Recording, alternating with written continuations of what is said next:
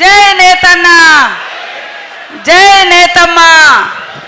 మరి national handloom day సందర్భంగా మీ అందరికీ పేరు పేరున సోదరులకు సోదరిమణులకు మా నేతన్నలకు నేతక్కలకు నేతన్నల కుటుంబాలకు అందరికీ శుభాకాంక్షలను తెలియజేస్తా ఉన్నాను. ఈరోజు నరునికి నాగరికత నేర్పిందే నేతన్న అనేది మనందరికీ తెలుసు. ఎందుకంటే ఒకప్పుడు మానవ సమాజము ఒంటి మీద బట్టలు లేనప్పుడు ఆకులు అలములు తిని ఒంటి మీద కూడా ఆకులను అడ్డంగా పెట్టుకొని జీవించినటువంటి రోజులలో నేతన్నలు బట్టలు నూలు పోగు నేయడం ద్వారా మరి అది ప్రతి మనిషి ఈరోజు తమ ఒంటి మీద వాడుకొని నాగరికతకు నడక నేర్పిన విధంగా చేనేతల యొక్క కష్టము మరి అదేవిధంగా సృజనాత్మకత ఉన్నది కాబట్టి అందుకే నరునికి నడక నేర్పింది, నాగరికత నేర్పింది. ముఖ్యంగా చేనేత వస్త్రము, చేనేత పోగు నేసినటువంటి చేనేత కార్మికుల కష్టంలో నుంచే ఈరోజు ఈ నాగరికతకు నాంది పలికింది అని ఈ సందర్భంగా తెలియజేస్తూ ఉన్నాను. ఈరోజు చీర అంటే మనం చీరలో ఉండే అందాన్నే చూసుకుంటాం, కానీ ఆ చీర నేయడానికి ఎన్ని రకాల పోగులను ఎంత సిస్టమేటిక్గా ఆర్టిస్టిక్గా తయారు చేసుకొని చదువు రాకున్నా వాళ్ళు ఈ యొక్క కళా నైపుణ్యాన్ని అద్భుతంగా ప్రదర్శిస్తున్నారు.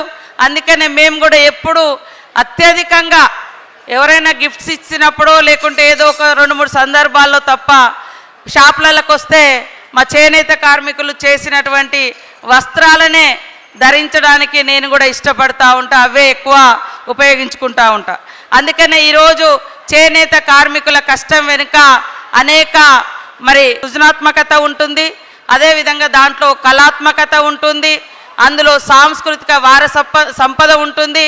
ఆ ప్రాంతం యొక్క గొప్పతనాన్ని మీరు నేచే చీరలలో పలానా చీర చూడంగానే పలానా పోచంపల్లి, సిరిసిల్ల, గద్వాలు, నారాయణపేట్, వరంగల్ ఇట్లా రకరకాల పేర్లను పెట్టి ఆ యొక్క చీర ద్వారా ఆ యొక్క ప్రాంతం యొక్క గొప్పతనాన్ని కూడా ఆ చీరలో, ఆ షర్ట్లో, ఆ యొక్క మీరు వేస్తున్నటువంటి ఆ బొమ్మలలో కూడా మన ప్రాంతం యొక్క వైభవాన్ని ప్రదర్శిస్తున్నారు.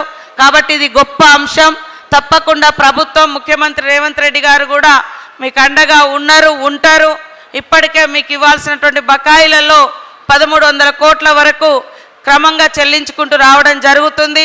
భవిష్యత్తులో కూడా మీకు ఎలాంటి ఇబ్బందులు లేకుండా ఇక్కడ మరి రైతన్న రూపంలో ఉండి దేశంలో ఫస్ట్ అగ్రికల్చర్ ఉంటే గ్రామీణ ప్రాంతాల్లో తర్వాత అత్యధికంగా నేతనే ఉంటుంది.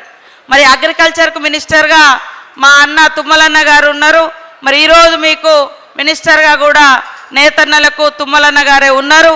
కాబట్టి అగ్రికల్చర్ ప్లస్ నేత ఇవి రెండు కూడా మరి 2 కళ్ళలాగా ముందుకు తీసుకెళ్తామని తెలియజేస్తూ మన ప్రభుత్వం ఇప్పుడు మహిళలకు 1 కోటి మంది మహిళలకు 1 కోటి చీరల కార్యక్రమానికి కూడా మరి నేతన్నల నుంచే ప్రారంభించడం జరిగింది. ఇంకా ఈరోజు మేము అంగన్వాడీ చీరలకు సంబంధించి కానీ మరి అంగన్వాడీ పిల్లల యూనిఫామ్స్ సంబంధించి కానీ నా దగ్గర శాఖ ఉన్న వరకు ముఖ్యమంత్రి గారి ఆలోచన మేరకు రేవంత్ రెడ్డి గారికి సూచనల మేరకు అవి కూడా చేయడం జరుగుతూ ఉంది. కాబట్టి నేతన్నలు వారి యొక్క వృత్తిని కొనసాగిస్తూ సంతోషంగా ముందుకెళ్లాలని కోరుకుంటూ నేను కూడా తెలంగాణ సమాజానికి, తెలంగాణ రాష్ట్ర పెద్దలకు, తెలంగాణ ప్రజలందరికీ విజ్ఞప్తి చేస్తూ ఉన్నా. కనీసం వారంలో 2 రోజులైనా 3 రోజులైనా మినిమంగా రోజు నేతన్నలు మన తెలంగాణ నేతన్నల చీరలు లేదా అంగీలు షర్ట్స్ వేసుకుంటే చాలా సంతోషం. కనీసం 2 రోజులైనా ప్రభుత్వ అధికారుల నుంచి కింది స్థాయి ప్రతి ఒక్కరూ ధరిస్తే మన నేతన్నలకు మనమే అత్యధికంగా ఉపాధి కల్పించిన వాళ్ళం అవుతాం. ఈరోజు సన్న వడ్లు పండిస్తే సన్న వడ్లను మళ్ళీ కొని ప్రభుత్వము ఎవరికి ఇస్తుంది? ప్రజలకే ఇస్తుంది. అట్లనే నేతన్నల వస్త్రాలను కూడా మన తెలంగాణ సమాజం అత్యధికంగా వాడుకుంటే ఖచ్చితంగా నేతన్న బతుకుతాడు, ఒంటికి కూడా చాలా మంచిది.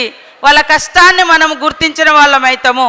కాబట్టి ప్రతి ఒక్కరు కూడా ప్రతి వారంలో కనీసం 2 రోజులు తూచా తప్పకుండా నేతన్నల వస్త్రాలను ధరించాలని మనస్ఫూర్తిగా కోరుకుంటూ అందరికీ శుభాకాంక్షలు, ధన్యవాదాలు. జై నేతన్న.